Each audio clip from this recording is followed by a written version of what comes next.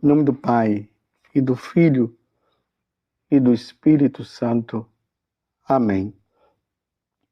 Naquele tempo, dirigindo-se Jesus aos chefes dos sacerdotes e aos anciãos do povo, disse-lhes: Escutai esta parábola. Certo proprietário plantou uma vinha, pôs uma cerca em volta, fez nela um lagar para esmagar as uvas e construiu uma torre de guarda. Depois arrendou-a a avianteiros e viajou para o estrangeiro. Quando chegou o tempo da colheita, o proprietário mandou seus empregados aos vinhateiros para receber seus frutos. Os vinhateiros, porém, agarraram os empregados, espancaram a um, mataram a outro e ao terceiro apedrejaram. O proprietário mandou de novo outros empregados, em maior número do que os primeiros, mas eles os trataram da mesma forma. Finalmente, o proprietário enviou-lhes o seu filho, pensando: ao meu filho eles vão respeitar. Os vinhateiros, porém, ao verem o filho, disseram entre si: este é o herdeiro. Vinde, vamos matá-lo e tomar posse da sua herança. Então, agarraram o filho, jogaram-no para fora da vinha e mataram. Pois bem, quando o dono da vinha voltar, que fará com esses vinhateiros? Os sumos sacerdotes e os anciãos do povo responderam: com certeza mandará matar de modo violento esses perversos e arrendará a vinha a outros vinhateiros, que lhe entregarão os frutos no tempo certo. Então Jesus lhes disse: vós nunca lestes nas Escrituras a pedra que os construtores rejeitaram tornou-se a pedra angular, e isto foi feito pelo Senhor e é maravilhoso aos nossos olhos? Por isso eu vos digo: o reino de Deus vos será tirado e será entregue a um povo que produzirá frutos. Os sumos sacerdotes e fariseus ouviram as parábolas de Jesus e compreenderam que estava falando deles. Procuraram prendê-lo, mas ficaram com medo das multidões, pois elas consideravam Jesus um profeta. Palavra da salvação. Glória a vós, Senhor. Meus irmãos e minhas irmãs, continuamos nesse tempo quaresmal, nos observando. O ponto fundamental do tempo da quaresma é nos observar. Não é tanto a questão da penitência, que eu tenho que fazer isso, que eu tenho que fazer aquilo, porque as pessoas às vezes param somente na questão das penitências, mas não mudam de vida. A penitência, ela tem que nos levar à mudança, à conversão.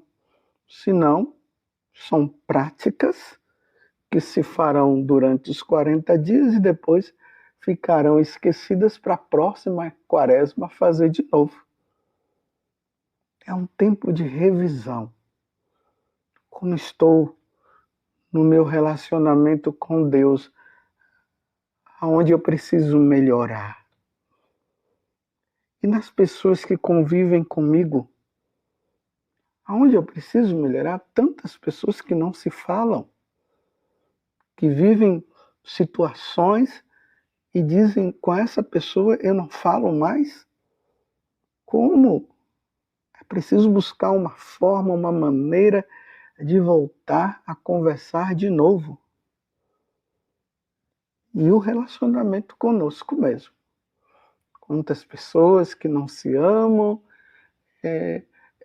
só vive ninguém me ama, ninguém me quer, e eu não deveria ter nascido. Tudo isso precisa ser colocado neste tempo para uma revisão de vida. Nós acabamos de ouvir essa parábola.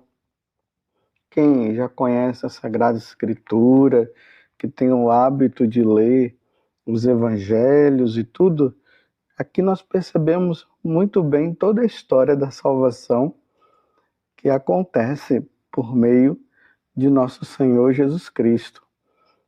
A vinha é Israel, e aí nós ouvimos toda a parábola em volta dessa vinha, e que aqueles que estavam ali tomaram a decisão de destruir, de matar o dono da vinha.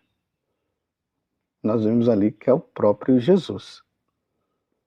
E aí, na parábola, Jesus conta que uma vez que fizeram isso, todo o lucro, tudo que seriam os frutos recebidos, vão dar agora para um novo povo.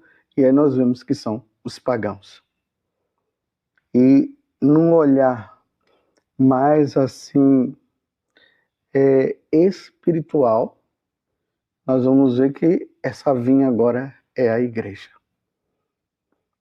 E precisamos tomar cuidado para que essa salvação que foi dada agora por meio de Jesus e as pessoas que se converteram, que foram batizadas e estão dentro aí da Igreja Católica, tomar cuidado para não perder o seu lugar. Porque o tentador fará de tudo para que nós nos percamos. Porque Jesus, quando ele morre na cruz, ele salva todos. Todos são salvos. Mas essa salvação é adquirida na conversão diária, na mudança, no desejo de ser de Deus, no desejo de fazer a vontade de Deus. É aí que está a salvação.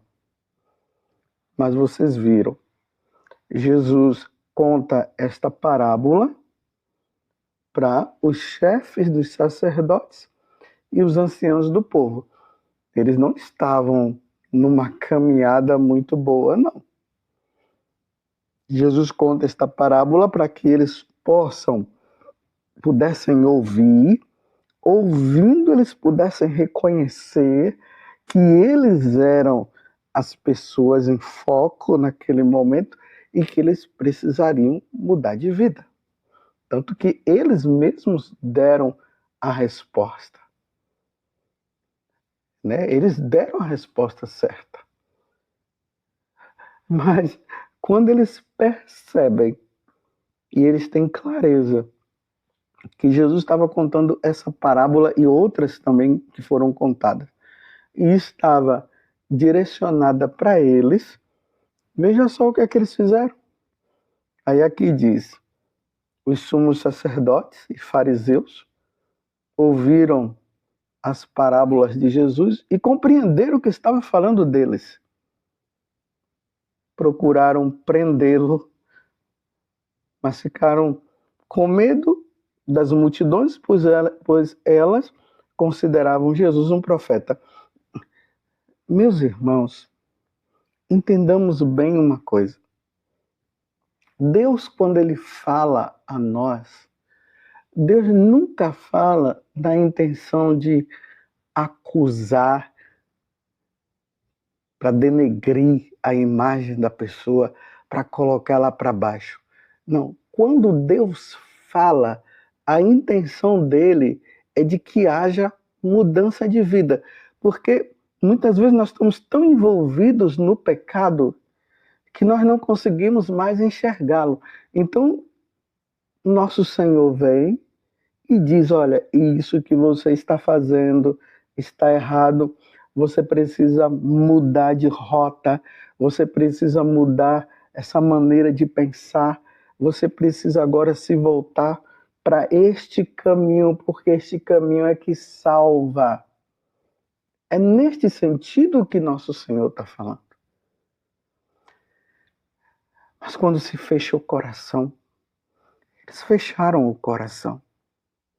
Era para eles chegarem e dizerem assim: obrigado, Senhor. O Senhor me alertou. Vou mudar. Não quero mais viver esse tipo de vida.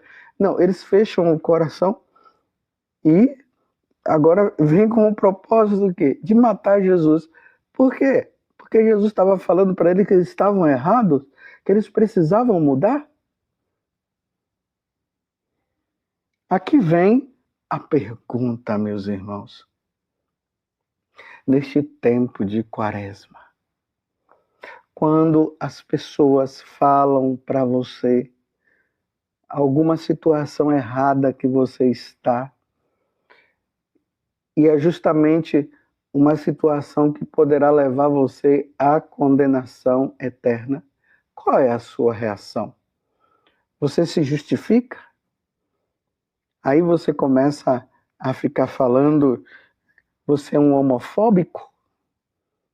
Aí você começa a dizer, você é um preconceituoso? Você está me julgando? Tudo isso para permanecer foi essa atitude. E é triste porque Jesus diz que uma vez que eles rejeitaram essa correção, a salvação de nosso Senhor, a salvação é tirada deles para dar para outras, para outros. Então, meus irmãos, Deus salva a todos, mas a salvação é individual, porque a resposta vai se dando individualmente. Eles não aceitaram. A minha salvação e a tua não pode ser ocupada por outras pessoas, não. Você está entendendo? Louve, bendiga, glorifique a Deus quando alguém te corrige. Padre José Augusto se alegre quando alguém corrige o Senhor. Você deve dar um abraço nessa pessoa e agradecer. Muito obrigado por você ter me corrigido. Não fechar o coração. Aí fecha o coração. Eu não quero mais falar com você. Você está me julgando só para permanecer no pecado. Eu me recordo de uma situação particular que eu vivi. Eu estava numa situação errada. Eu sabia que eu estava errado. Ainda mais que eu sou padre. Mas interiormente ficava me justificando naquela situação para continuar no erro. Assim, é o ser humano. Uma vez uma pessoa, ela com muita caridade, ela me corrigiu. Foi duro ter que ouvir todas aquelas palavras que a pessoa dirigia para mim naquele momento. E é importante que aquela pessoa que estava conversando comigo tinha um crucifixo atrás dela. E enquanto ela falava, e eu ouvia aquelas palavras duras, e que eu sabia que eram verdadeiras, e que eu sabia que eu precisava mudar, e eu no fundo, não estava querendo mudar, me justificando. Eu olhava para o crucifixo e via o quanto que Jesus tinha feito por mim, e eu estava brincando com a minha salvação. Depois de eu ter ouvido a correção, eu fiquei calado ali um pouco, depois agradeci a pessoa. Não foi fácil, não foi fácil. Porque o coração orgulhoso não quer ceder, é assim. Mas eu agradeci e voltei, vim embora envergonhado. Na verdade, eu estava envergonhado, mas ao mesmo tempo satisfeito por tudo que o Senhor tinha feito. Outro dia encontrei com aquela pessoa e ela perguntou para mim como é que eu estava. Eu disse, não, eu estou bem e quero dizer que eu quero te agradecer por tudo que você falou para mim. Te agradeço. E não pense que eu estou com raiva de você, não. Eu não estou com raiva de você. Mas no fundo, eu estava envergonhado, humilhado. Mas, meus irmãos, a partir daquele dia, eu saí desta situação. E não quero viver mais nenhuma situação, nada disso, não quero. Eu quero o céu, meus irmãos. Eu quero o céu. Eu quero o céu. Você está entendendo o que essa parábola está mostrando? Jesus está falando para os chefes dos sacerdotes. Olha, os chefes dos sacerdotes e os anciãos. Os chefes dos sacerdotes e os anciãos, homens de exemplo, que estavam numa vida errada. E Jesus alerta. E Jesus alerta e eles sabem que estavam errados, sabiam que o conteúdo daquela parábola se dirigia a eles. Eles deram a resposta correta, mas quiseram ficar com o coração fechado e por isso é melhor eliminar Jesus para que ninguém fale mais. Eu pergunto para você, nós estamos nesse tempo de reflexão. Aonde você precisa mudar? Sabendo que você precisa mudar e por que você não muda? Por que você continua enrolado nas garras de Satanás e sendo manipulado por Satanás e talvez dizendo Deus é misericórdia, Deus não vai levar em conta para você continuar nesta vida errada e perder sua salvação e outros ganham e você perde. Santa Teresa d'Ávila, já na vida religiosa, depois de um tempo ela viu o quanto que ela estava errada e ela mudou.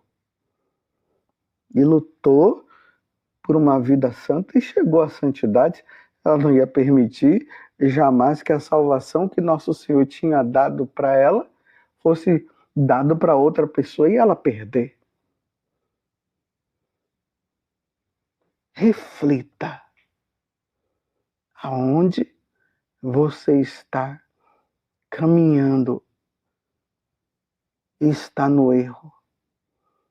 E você ouve esta pregação, você ouve aquela pregação, e você sabe que você precisa mudar, e você não sai, você não quer sair, você quer permanecer iludido com essa história de misericórdia, que Deus é amor e tudo mais, e que ninguém pode te julgar, realmente ninguém pode te julgar, só Deus pode te julgar.